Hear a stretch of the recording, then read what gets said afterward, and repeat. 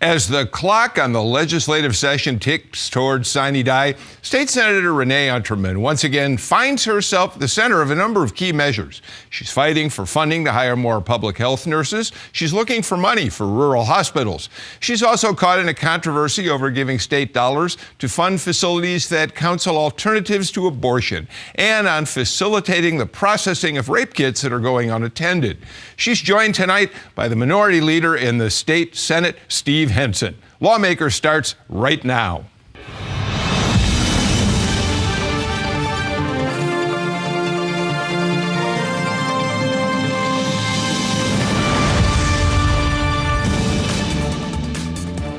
Welcome to Lawmakers. I'm Bill Nigut. It is day 36 of the 2016 session. Legislators are working on compromises, combining bills, and killing them, of course, as the session nears an end.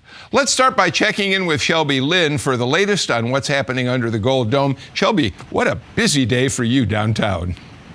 That's right, Bill. The fate of medical marijuana is facing an uncertain future at this point. You might remember HB 722 was sponsored by Macon Republican Alan Peake early in the session. Now the measure is stalled in the Senate Health and Human Services Committee. Chair of the Health and Human Services Committee, Senator Renee Unterman, says Peake's medical marijuana expansion bill, HB 722, quote, will not make it out of committee this session. The reason? Unterman says the families she talked with that the bill would help were split in their support of it. She also went on to say that she has, quote, 70 bills in committee and only 4 days left to make decisions, so time is of the essence, unquote. She also called the legislation controversial. The medical marijuana bill would have added more illnesses to the list of those that are legally treatable in Georgia with cannabis oil. A House committee had gutted the bill before passing it last month and sending it to the Senate, removing the provision that would have allowed for grow operations in the state. Peake, meantime, responded to Unterman's comments with this statement. Quote, I'm beyond disappointment that we are not even going to have a hearing on a bill that could help and benefit so many hurting Georgia citizens. But we are not giving up and will fight until midnight of the last day to move this legislation in some form or fashion. I am confident that the governor would sign the bill if it lands on his desk, unquote. Now, Governor Nathan Deal supported the Cannabis Oil Act last session. He signed the bill into law when it passed the legislature, but he expressed concerns this session about the marijuana cultivation provision in Peake's original bill. And a surprise statement from Governor Nathan Deal tonight on the campus carry legislation that passed both the House and the Senate last week. The governor says he can't sign the bill the way it's written. Deal says he's concerned about the safety of high school students who are also enrolled in state technical colleges and universities. He says he's worried about daycare centers on college campuses where guns would be allowed. He called on lawmakers to make changes to several parts of the bill before the end of the session.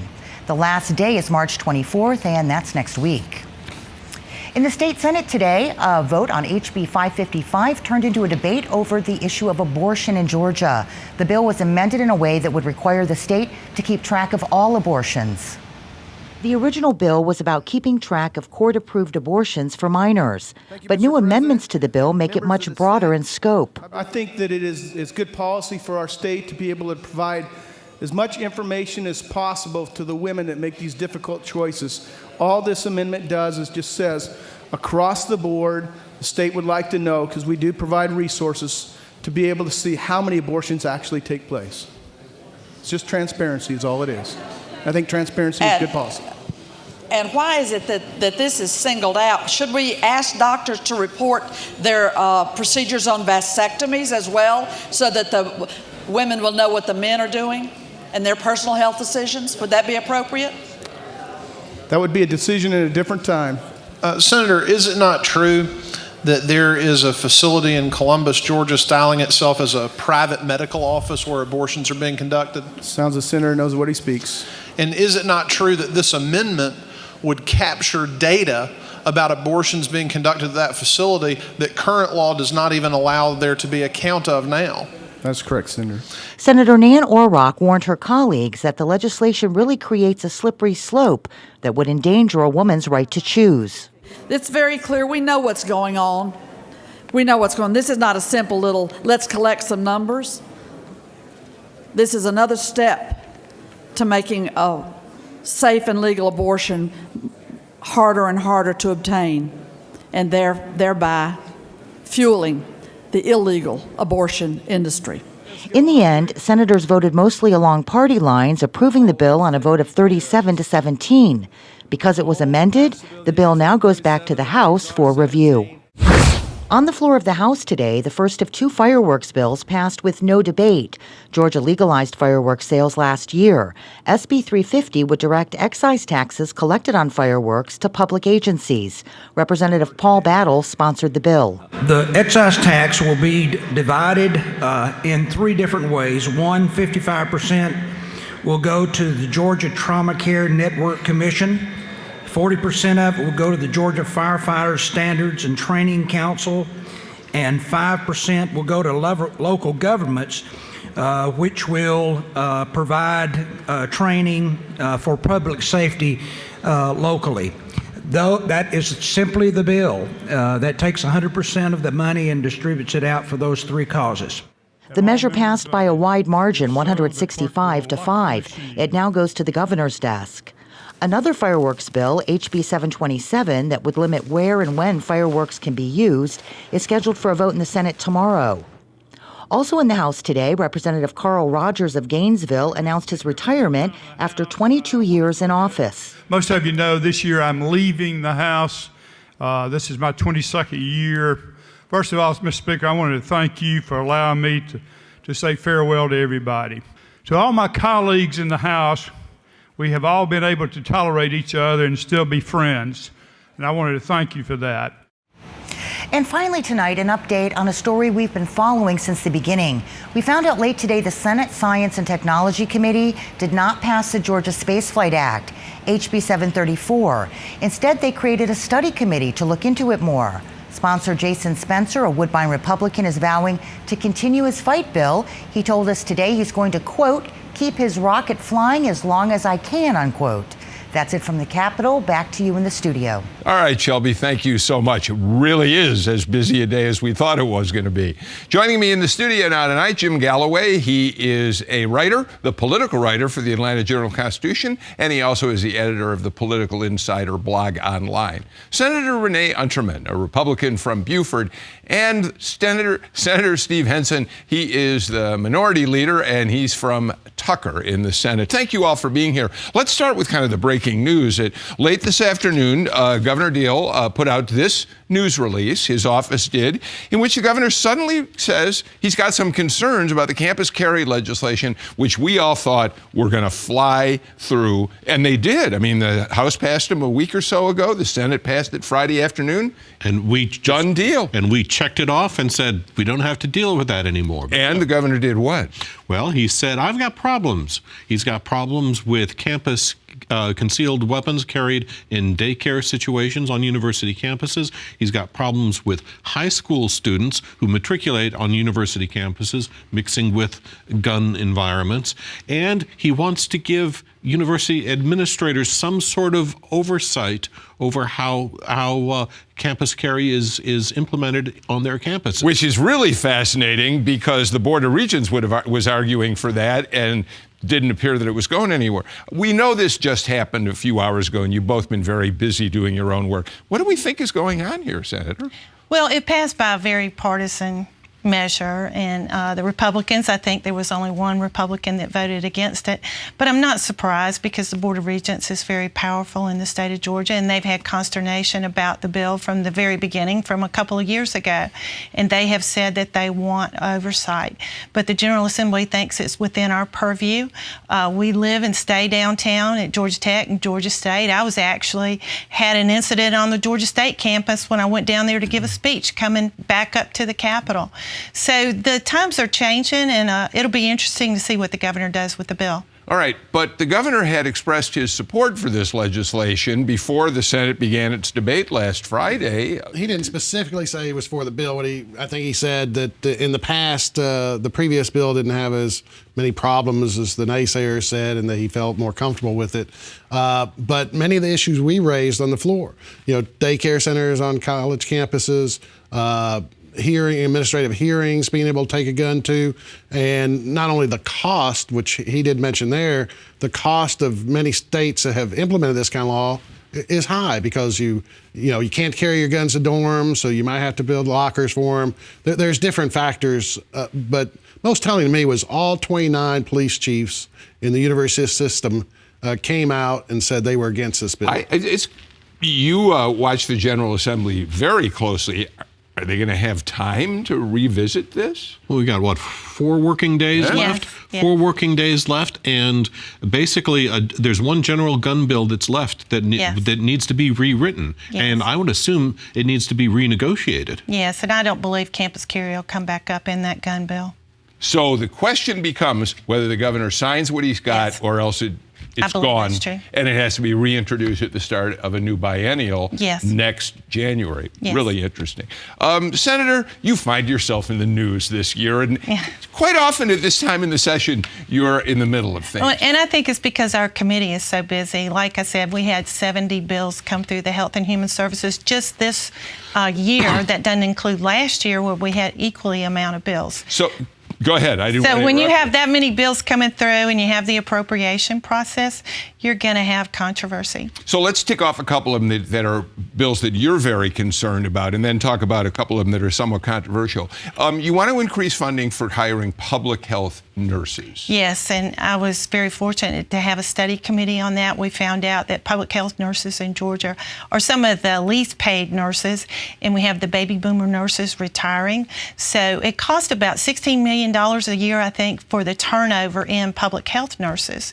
So we put an additional $5 million in the budget for a 10% raise, but that still is nominal to what a registered nurse could go to a hospital and make.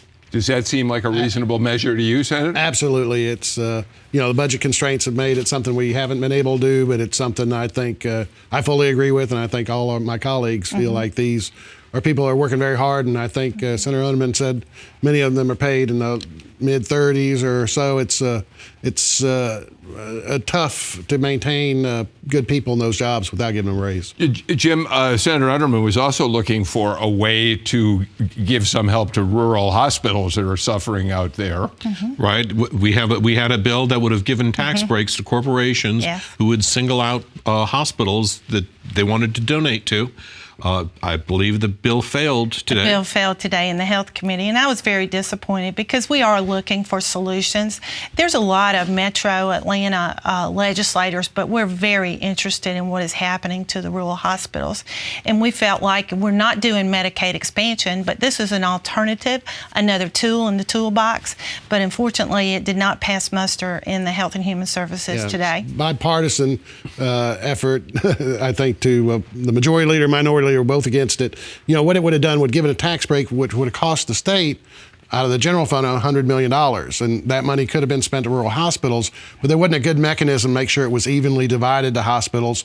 Plus, if the state appropriates that money out of the general fund, we can do things like put some of the money in Medicaid. If you put the whole $100 million in Medicaid, it would bring back $212 million in additional federal funding, so you have $312 million.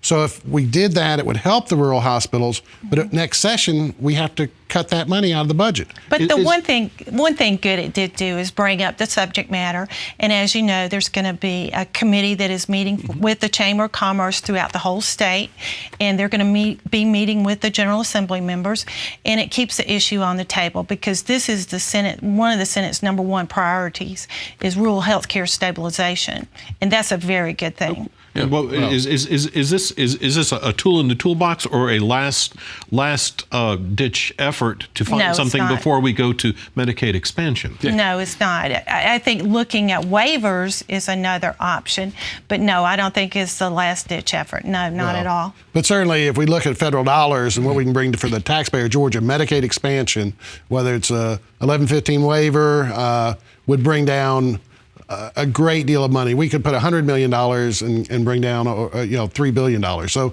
when we look at the different options, we can make a much better use of our taxpayers. But let's talk about an issue that's got you a little bit in the hot seat right now. We taped the show just a little while ago with Representative Scott Holcomb, who's introduced his legislation, which would put in motion a mechanism for processing all the great backlogs of rape kits that are sitting in hospitals unattended. He was, I think, felt crushed almost that having gotten unanimous approval in the House, you've decided that bill should not come out of your committee. Yes, Why? and I counseled with him and told him, I said, look, I've worked on bills for 5 years. You're not telling me anything. But this is a very serious matter. And I think one of the things that happened was he did not communicate with the Senate, because I asked Casey Cagle, the Lieutenant Governor, to have a special appointed committee. And we actually have had 3 committee meetings of a special task force that met this fall and in January even. And the recommendation from those 3 committee meetings was that there is not a backlog. The state of Georgia got a $2 million grant, a federal grant. We're clearing up the very old cases, and that's what that $2 million was for. And I said, well, where is the backlog now? And they said, well, Grady Hospital in Fulton County was the main problem that was occurring within the state. I've talked to all 3 of the hospital associations. They say that there are not any sitting in the hospitals anymore. And you have to understand that a rape kit is evidence. It's secure evidence. You don't just take a rape kit, because this is what's going to be evidence in court. So you have to literally call the sheriff, the deputy's department, come and pick it up, and you have to take it to the GBI headquarters. The good thing is that Vernon Keenan has done a great job in issuing policy throughout the whole state, telling them how you do this service and when it should be done. Well, you know, I'm disappointed, and I think it shouldn't be a thing of turf in the House or Senate or who came to who. The fact is, the bill was not a complex bill. It had a mechanism that you turn the rape kit over to law enforcement 96 hours, that it had to go to a GBI within 30 days. It was a simple mechanism. And although the hospital associations may have said there are no backlog, I know of talking to hospital administrators that there are some with rape kits there. Now, certainly Grady had 1,500 at one time, including 100 of young minor women. But those developed over time because of different issues. Sometimes law enforcement issue. These are tough things to prosecute. And sometimes, you know, maybe there's some hesitancy. So having a mechanism, turn this over to law enforcement and to get to GBI, I think was a good thing. I hope we'll move forward with it, if not this year, next year. And I'm committed to that. And I think that, you know, if there's not a problem out there, you don't need to write a law. And it's just a law to make you feel good. And that's what I tried to explain to him. If a backlog is not out there, you don't need to write a law. And Vernon Keenan and law enforcement across the state is doing a better job.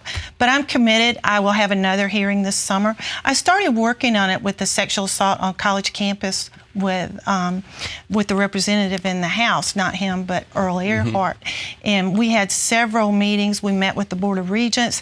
And it's interesting, I didn't write a law about that part of it either, because I think they're doing a better job. You know, Jim, this is one of those issues that it got unanimous approval in the House. We had Senator Josh McCoot on the taping that we just did, and he said he was disappointed that it's not coming out of committee, a fellow Republican. It's one of those issues where it's harder to explain this than a lot of the other things you decide not to. Right, and I'm curious. Did you watch or sit in on any of the House testimony? Because Mr. Holcomb said that he had pretty much unanimous consent from prosecutors involved. I did talk to the Prosecutors Association. I talked to all 3 of the community hospital, the Georgia Hospital, the Rural Hospital Association. I did a lot of homework. We did a lot of homework in those 3 meetings that we had. All of those people testified within that meeting, along with the Board of Regents that testified. And our conclusion was, we are going to give them a year. We have that $2 million grant. We don't believe that backlog is out there. They keep producing this image of a backlog, but we cannot find them. I ask, where is the backlog? So I'm open to it. We meet, you know, in the summer and in the fall. And if there's a problem, I have written almost all of the victims legislation in the Senate. I can tell you I'll be Johnny on the spot, and I will work on that. All right, we have to take a break. When we come back, there are any number of things we need to talk about, including, is this legislature going to allow us to have a mimosa on Sunday morning in a restaurant in the state of Georgia. We'll get to that, and we'll talk about other measures coming up too. But first, how well do you know your lawmaker? Timothy Barr is a Republican representing House District 103. He was sworn into the General Assembly in 2013. He was raised on a farm in northeast Georgia. He says he owes part of his heritage to a great-great-grandfather who stowed away on a ship from England to come to America. As a child, Barr took part in horseback competitions as a barrel racer. 9 years ago, he helped build a boys' orphanage in Bolivia. Over the years, it's expanded, and now there's also an orphanage for girls. He tells us that about 150 children currently have a home there. We'll be back with more lawmakers.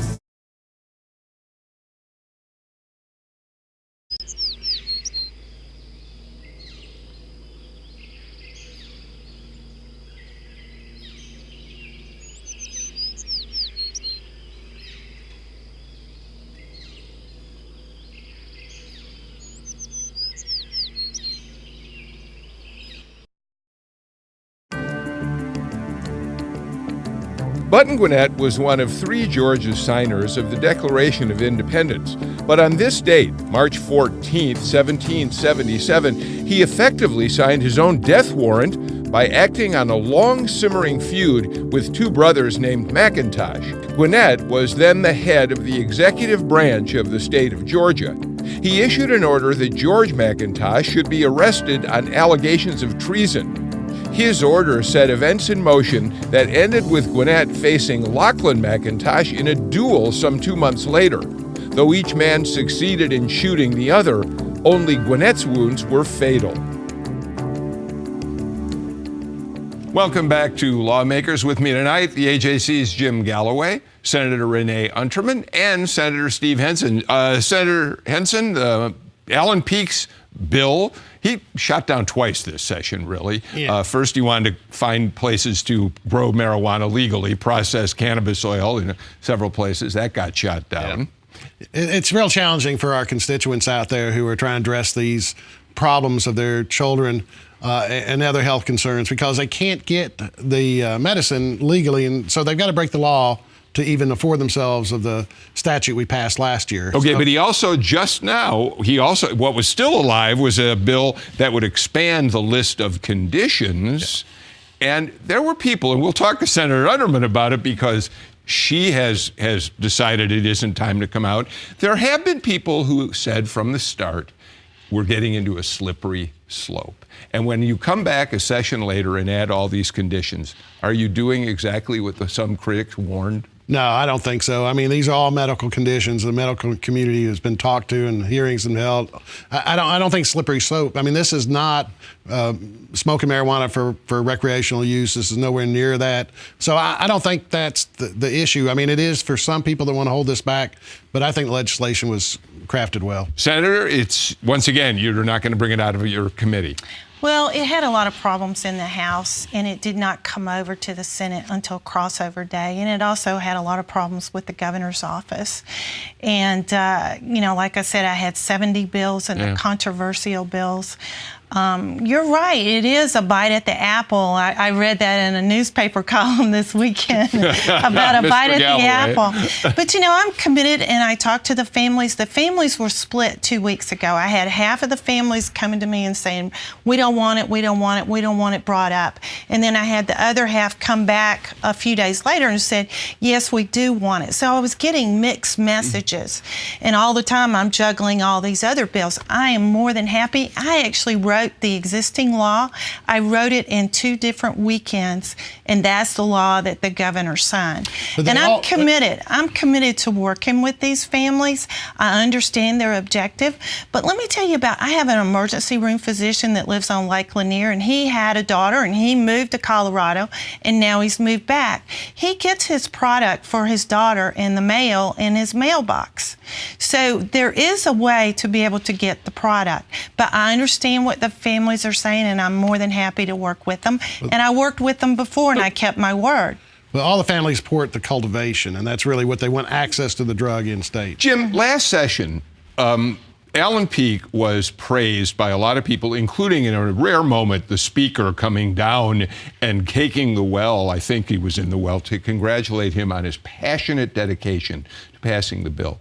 A year later, did Alan Peake's passion about this perhaps run him afoul of how the governor's office and the way he handled the politics of this? You're saying has Alan Peake peaked? I think. Look, it was a highly emotional year this last session. I mean, you saw families every day at the Capitol. They were tugging at your heartstrings, and I. How do I say this politely? You know, heartstrings can only be tugged on for so long before there's a little callousness jumps in. Yeah, it's a really interesting. I mean, it's obviously not going away. It'll come back in a new form next year. Let me turn to one last thing as we move on, and much lighter, thank goodness. Senator, talk about slippery slopes. Last year, you all said yes to Sunday liquor sales, and many people in the state rejoiced. Some didn't, and now there's a measure that says, well, we've got Sunday sales, but restaurants deserve to be able to serve a drink at, 10:30 in the morning? Yep. What's happening with that legislation? Well, you know, I actually thought that would go through relatively quick after Sunday sales. And, you know, years ago, you mentioned a liquor bill. You couldn't pass anything in Georgia General Assembly. And amazed me that we passed Sunday sales. But I thought this would go right through. But it has some strong opposition. I think our majority leader is not too thrilled with it, and so it stalled, and going to have to get some help. You know, the sad thing about it is the Georgia World Congress Center can serve their mimosas at any time of the day to all their conventioneers. But why is that, by the way? Because it's written into law. But unfortunately, unfortunately, you go to a restaurant right across the street, and it's not parity. And that's why I agreed to be able to carry the bill, because I just didn't think it was fair. You can go out to my area in Gwinnett County, and, you know, the thing is, people don't go to church on Sunday at 11 o'clock exactly anymore like they used to. Traditions have changed. I have constituents that go to church on Friday, Saturday, and Sunday. And there's lots of people that don't even go to temple on Sunday. Yeah. So it's just the changing of the culture. But I just don't think it's fair for one group to be able to do it that happens to be state-owned. But if you're privately owned, as in a restaurant, you can't be able to serve it. Are you going to get it done? I hope so. We're going to try. Okay. Jim Galloway, there are some people who would say that after they've been to church and heard a particularly tough-minded sermon, they are going to need a drink. They're going to need a drink. Yeah. Well, this is, you know, there's a parallel here with the lottery here. You know, gambling's illegal in Georgia unless you do it through the state auspices. Yeah. And that's what's happening here. If you want a mimosa on Lake Lanier Island, you can do it. If you want one in the Georgia Dome, you can do it at any time of the day or night. But cross that street and you can't get one. And what we may see on this bill is, like many others this time of year, things are kind of stalled, so they get attached to other bills, and you see the last minute thing where things are being attached. And that's the fun part. So you're telling us that we may wake up on a week from Friday morning after the sine die of the night before and find that this is one of the things that found its way through miraculously. I'm not sure about that. I don't even drink, but I do believe it is an issue of parity, and I just don't think it's fair to treat one group differently than the other. We are completely out of time. It's really been a pleasure to have you all here. Thank you so much, Senator Renee Unterman. Thank you, Senator Steve Henson. Jim Galloway, you know I always love having you sitting by my side on this show. And that's it. We are through yet another day of the General Assembly, moving towards sine die, which happens a week from Thursday. Hard to believe it's coming to an end. You can always track us on Facebook and Twitter at GPB News. Check out our website, gpp.org/lawmakers. You'll see full episodes of our show there and lots of additional information. And remember, GPB Radio's Political Rewind is live every Wednesday at 2 and every Friday at 3. I believe it's the best group of political insiders